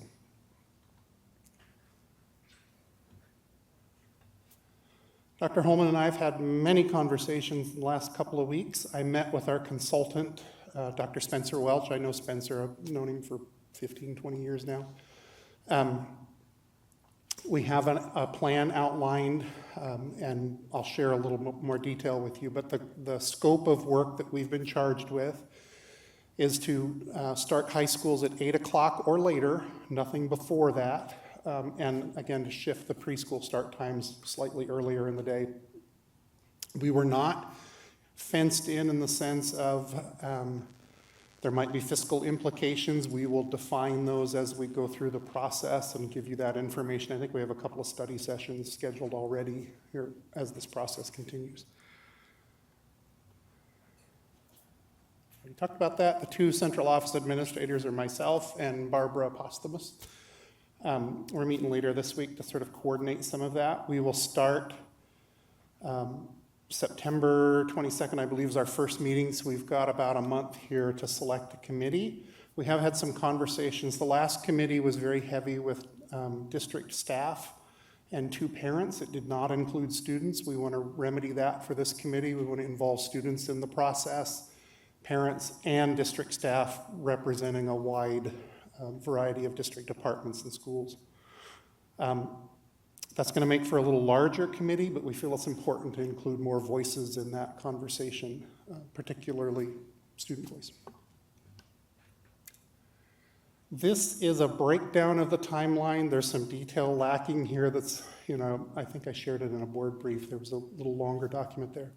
So we're right in that August, September, right on track where we need to be. We're having conversations this week about how to create a selection process, look at some of the committee members who were on the committee last time that are still in the school district, and there'll be some crossover that way. We will do some recruitment. We will publish the communications. I'd like to publish the old site again, or make that more visible so people can go back and look at what was done before. We want to do some early surveying, so I'll be meeting with Tim this week to talk about survey instruments, just to get a sense of the interests and concerns that were raised from various groups in the last go-around, see if those are still valid or if they have changed over time. It's probably going to be a combination of both of those things. Then when we get into September, we'll convene the first meeting. I believe it's set for September 22nd currently. We'll give a packet of information that sort of summarizes the last process to the committee members in advance. That first meeting is to get oriented around that information. We will quickly move into October. I think it's October 12th is the next meeting. That meeting will be focused on looking at some options. So we have some options that were defined from the last go-around. We're starting work to look at the viability of those options. There were some, when I looked through the survey data from the various constituency groups, it was sort of all over the place. There were some options maybe in that data as I tease it out that may not be the best option. We're also looking at some additional options. We'll bring those to the committee in October, work through them a little bit. We'll go back out to the committee, or back out to the community then with sort of vetted list and gather feedback from that. That process will include parents. I think we're going to do some of that Teams Live event so we can get a broader representation. We're also going to target some very specific, traditionally underserved populations. So I'll work with Pablo and his team on an equity analysis tool early on so that we can be identifying some of those and building relationships. We also, Dr. Holman and I talked today about doing some student focus groups and splitting up and gathering more perspective that way, also working with some of the affinity groups that we have in our school, also to broaden the voice for that process. We'll do 5 or 6 October events. Committee meets again in November. We'll bring all of that data back, take the options and try to narrow them. Go back out to the community then in December with a narrowed list, gather more feedback. That'll come back to the committee again. They'll make a recommendation based on that information. Hopefully December, but if it stretches into early January, we're still okay in that sense. But we can't get much past that or it becomes really hard to do the planning for 23, 24. So I went through it very quickly. There's obviously a lot more detail that needs to be worked out yet. I have several meetings on the calendar this week to work through some of that. I'm in communication with Spencer. I sent him an email after our conversation on Friday, Dr. Holman. So we're on track currently, and I look forward. We have a couple of board study sessions where we'll bring those options back and the feedback and include this group in that work. Any questions? Director La Liberty. Not sure if this is a question for Superintendent Holman or not, but as part of this process before, I know that sort of related to it is the idea of the reevaluating the 7-period day. What I'm hearing from this is the focus right now is solely on start times or will this work also evaluate the model that we have in place right now for high school? At this point, this is a school start time. The evaluation of the 7-period day, to me, is that broader experience for high school. I think there's a number of ways that I think we have an opportunity to kind of reimagine what high school is. There's so many different options and opportunities for students. The concept of career-connected learning. So that's, to me, that's the broader work. This is a very narrow focus of one of the aspects of the high school experience. And given the timeline that we have for a decision point here, that makes sense. Right. Great. I'm glad to hear you say again that I don't know, did you use the word reimagining high school, your term reimagining high school? I'm glad that remains an interest. Can I go with one more thing, Director Policer? I was looking at our work plan. We have currently on the October 17 study session having this. Mr. Beebe is going to present to us again. What should we expect? October 17th. So we're at that point. We have an advisor group. They're churning away, working at this. We're not yet to the point of a recommendation, but we may have some ideas that we're hearing from the group. Is that kind of what we should be expecting to hear? Yeah, I looked at the work plan today, and that's 5 days after our second meeting, where we should be able to identify some of the options that we're going to take back out to the community. So I envision being able to bring you those and sort of get some feedback on that. We may have some feedback on process too, on specific things you'd like for us to investigate as we go out. But kind of building this airplane as I fly it. So. And then the other one I just noticed we had another study session for February 6th, and I just looking at this, I think that my guess is this compressed more after we were working on the work plan, so that will similarly compress. Is that a fair assumption? Okay, cool, thanks. This sounds great, a lot of work, sounds fun. Director Choi, then Director Stewart, sorry. First, I'd like to just say thank you. I know that there are some very grateful people listening who are very excited to hear that there is going to be some work done with school start times. I had two really quick kind of comments/questions. One was the advisory group that is being formed. What is the process for forming that group? That's a great question, and I could tell you by the end of this week, but we're really right now just looking at makeup of it to keep it at a reasonable size, 2022-ish. That's what it was before.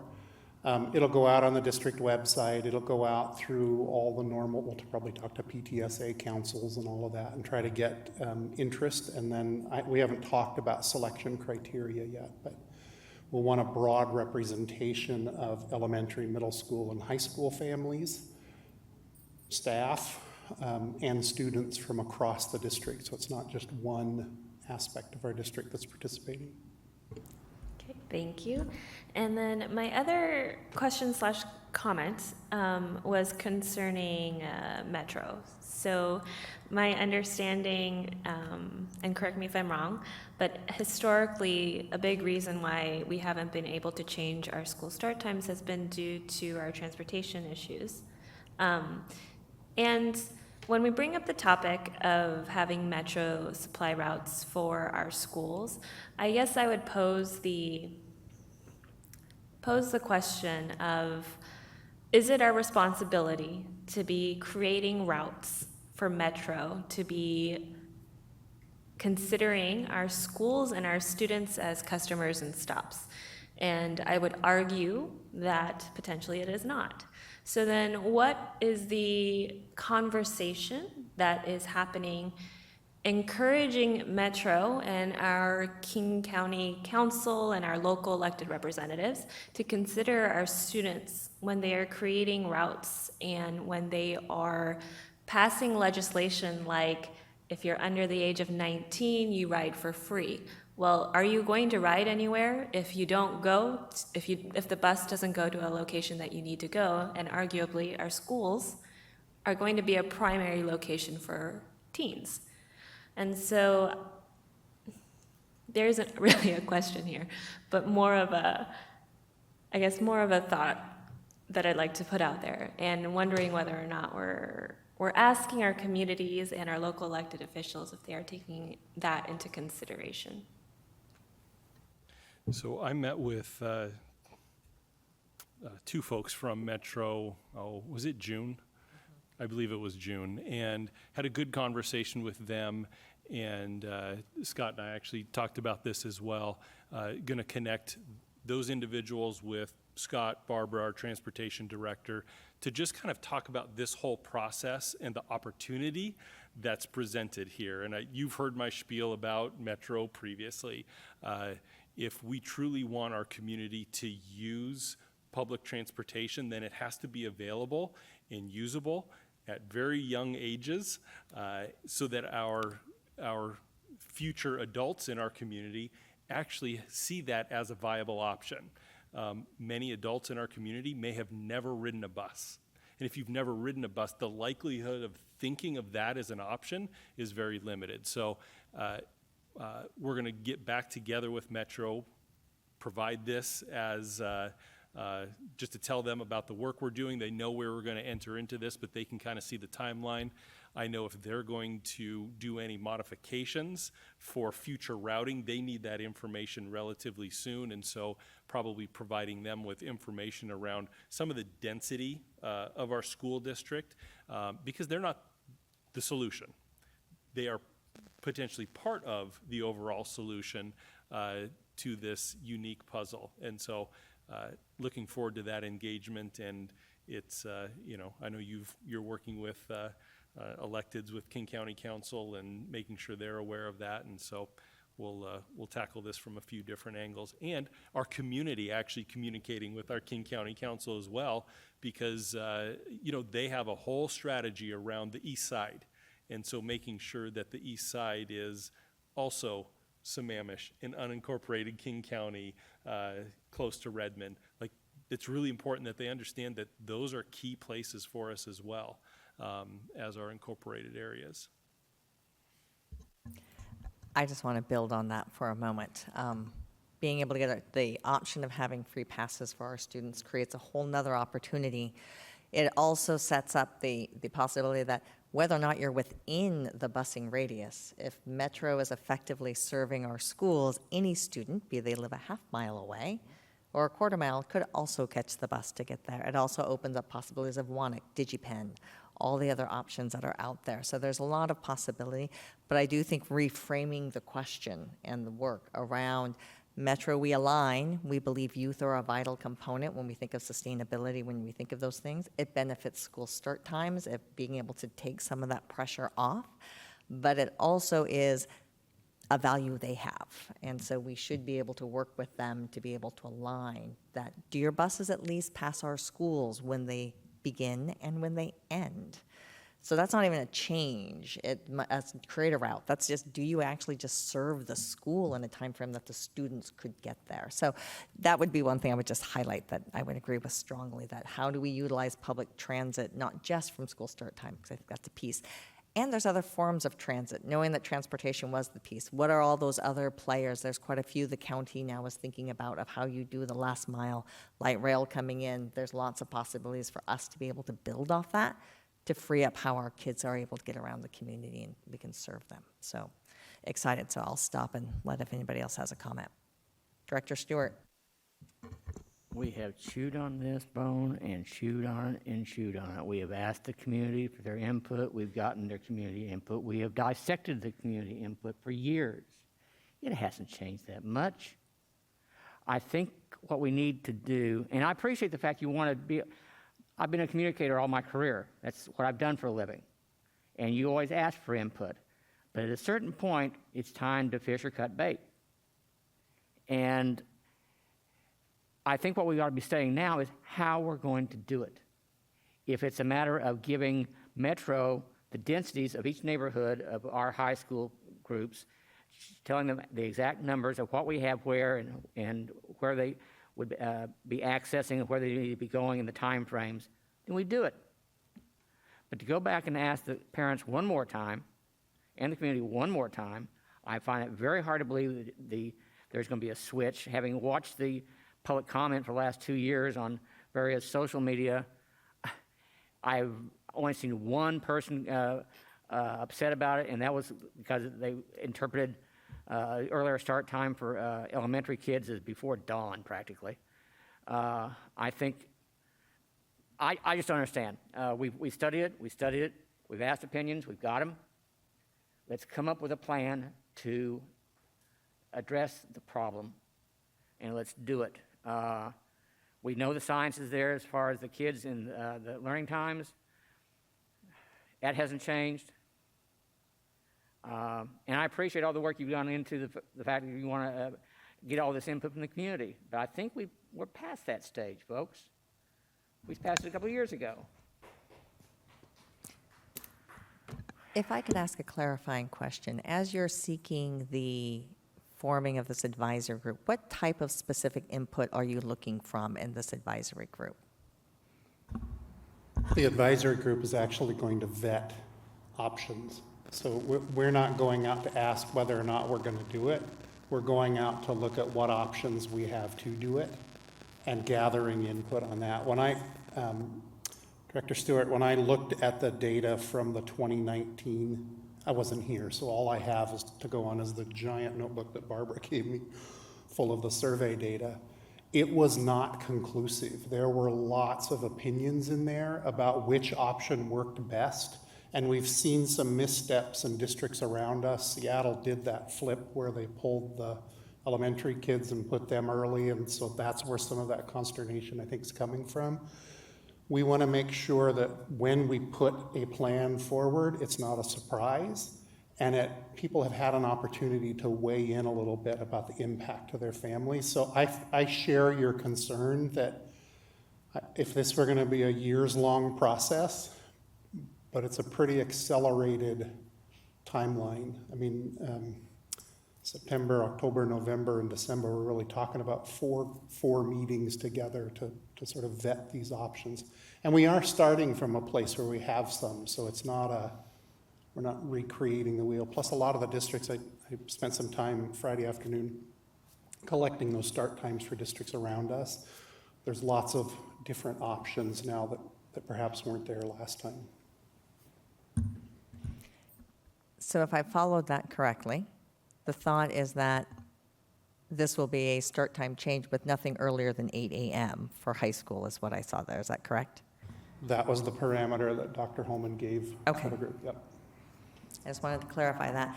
I'd also like to just toss out one other, the elementary school starting before 8 is also another challenge and a problem. So I would highly encourage looking at options that do not push elementary school earlier than 8. So, Director Liberty, build off that. My question was on, just building off that, was on the slide deck, a few slides back, it had two, I think the scope of work essentially had two items, which Director Bleasner just flagged. One, 8 a.m. or later high school start times, the other is preschool start times. Absent from that is anything mentioning elementary school start times. Am I to understand that that means the scope of work would mean no change to elementary school start times, or is that part of? So there is still despite its absence from that bullet point, there's still a potential for a change of elementary school start time. That is one of the parameters that we will have to look at. And now we've had some initial conversations, and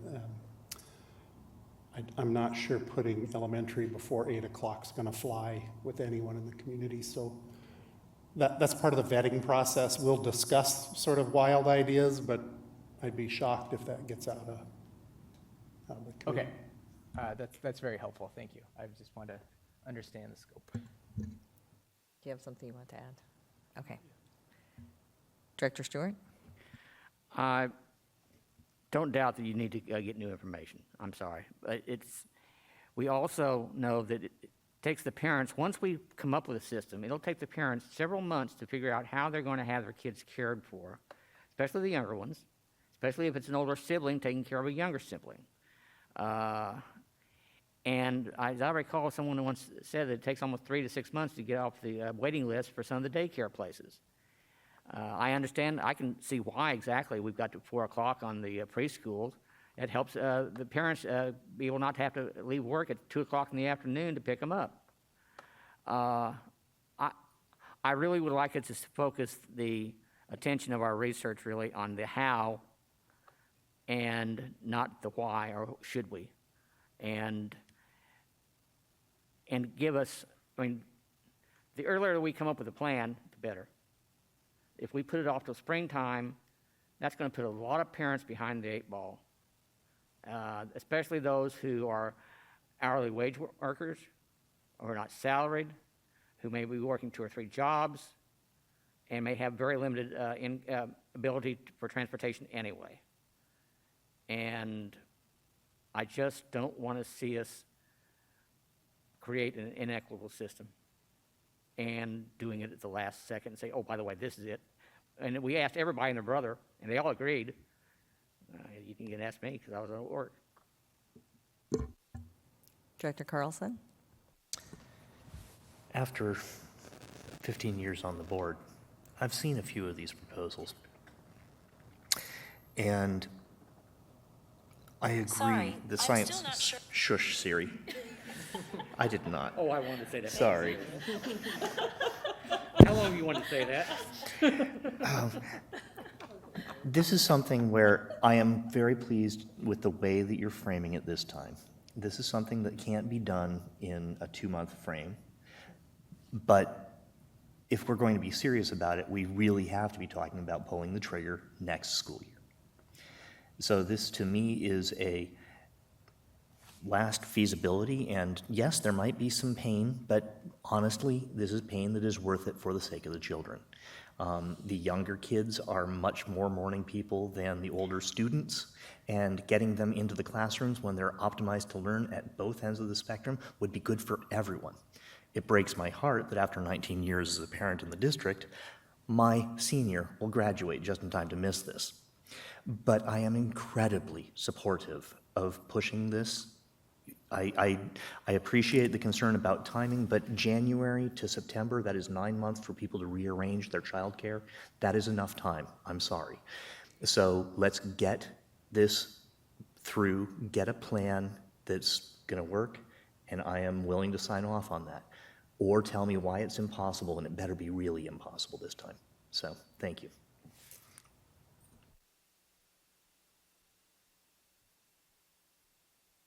I am not seeing any others, so thank you very much for the presentation and your work going forward. It's exciting to have this opportunity. Appreciate, as was just spoken, of the shortened time frame and to really be looking at feasibility of implementation, not so much as a yes, no, do we do it. So appreciate that that is the focus going forward.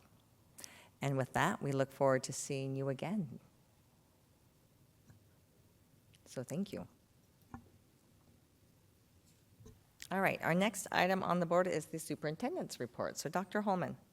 So as the board knows, school starts here in a couple of weeks, and I just wanted to provide an update around a group of our schools that have been working extremely hard around professional learning, staffing alignment, all of the work to do with the inclusion of all of the students within their community. And so we have a number of students that participate in center-based programs based on their IEP. And Dr. Hitch and her team in special services has been engaged with both the University of Washington, University of Minnesota around an inclusionary practices pilot over the last couple of years, and then this year we'll be rolling that out to all of our elementary schools in the Kirkland area, and then moving that forward to all of our elementary schools next year, and then continuing work around our secondary schools. And I just want to recognize the work that's gone into that, both with our staff, our teachers, our administrators, our work with LWEA, around working conditions and ensuring that we have appropriate staffing models in place to support all of our students to access general education at their home school. And that's exciting work. It's exciting when we think about the term inclusion. That term really has its genesis in the special education community.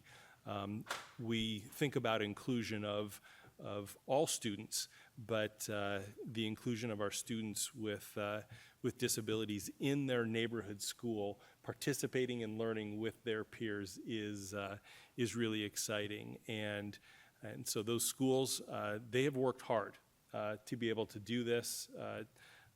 It won't be perfect. They will learn also as they get to know some of their students from their communities that have been learning in other schools in our district. But the effort that's gone into it, the partnership with parents around this has been good. And I look forward to visiting those schools and seeing the hard work that they've done in service of our students. And so it's 10 of our schools. That actually includes Kirkland Middle School as part of that. They've been part of that cohort of the pilot schools over the last couple of years.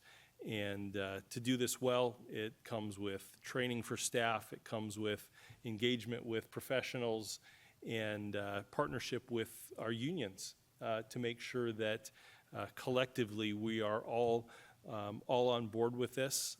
We will learn from this experience and ensure that as we move forward that we make modifications and adjustments, because this truly is a commitment to our students and our families that their neighborhood is accessible to each and every one of our students. And so with school starting in a couple of weeks, I know all of the effort that's gone into this over the last period of time. I know a number of our schools has many of their staff back for professional learning again this week, the week before staff return for their professional learning week and preparation week, which starts next week. But I know many of them have already returned for training, collaboration, setting up their classrooms, and just want to express our appreciation for that work and look forward to seeing them as they move to implementation in a couple of weeks. Wonderful. So thank you. That's great to hear that the work is moving along in that fashion. So our next item on the agenda is Public and Community Affairs. Director Stewart, do you have anything to report? I had a couple meetings in the last few weeks with a number of the folks, primarily looking at our problems with having to place out-of-state students. And we've also got a few other issues that need to be worked through. And to be quite frank, I'm trying to focus most of my attention with them on getting them behind the transportation issue. It's one thing to have a school board come with hat in hand. It's another thing to have the people who hold their purse strings to say, do it. And we're past being nice. I think we can be diplomatic, but it's time to get it done. Thank you. Any other updates in regards to community affairs? I know we are working at setting a meeting with the city councils on a joint piece on safety, and that's coming forward on the work plan that you would see. That's a piece that we'll be setting up with the city councils. So you can expect to see that in the early fall. Director La Liberty. Are they coming to us, or are we going to them? I am going to hand that to Dr. Holman to give you an answer on that. It's their turn to come to us. That's my 2 cents. TBD. But there is an express desire that they come to us, that you are aware. Okay. I will go to them. Noted. Thank you. Don't hold your breath, okay? It is noted. They've expressed an interest to their city managers and mayors of us coming to them. No, I'm kidding.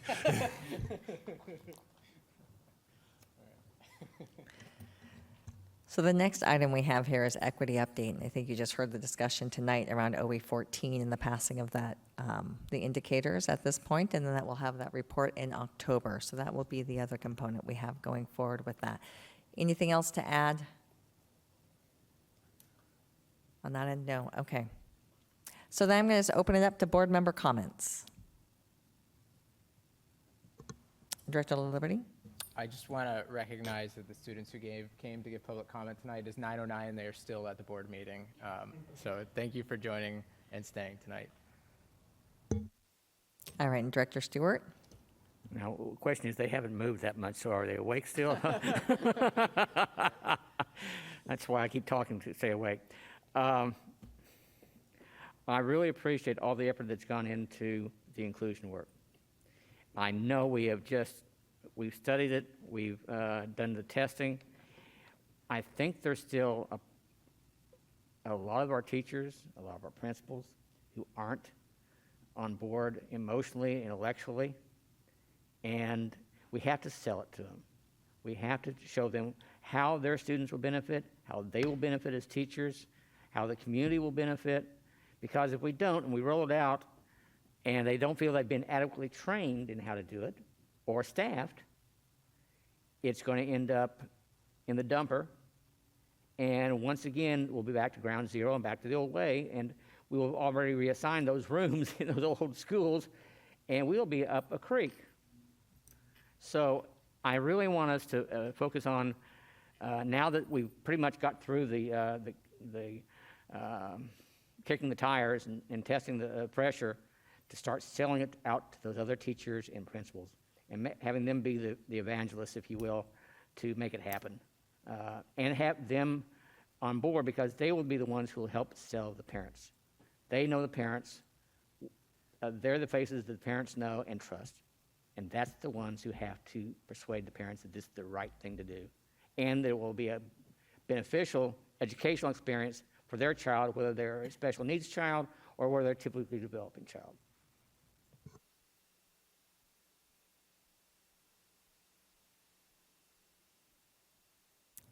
Any other comments? I would like to thank our student rep, Evan, for being here, and look forward to hearing from you and learning along this way as we go for this next year. And when Shivani comes, it'll be great to have both. And thank you to all the other voices that we have been able to hear tonight, too, and bringing forward. So appreciate all of that. With that, our next board meeting is scheduled for September 12th. We'll have a study session at 5 p.m. and the board meeting at 7 p.m. And with that, I'll entertain a motion to adjourn the August 22nd, 2022 board meeting. So moved. Second. Moved by Director Liberty, seconded by Director Carlson to adjourn. All those in favor, please signify by voting aye. Aye. Aye. Anyone opposed? Hearing none, motion carries. Meeting is adjourned.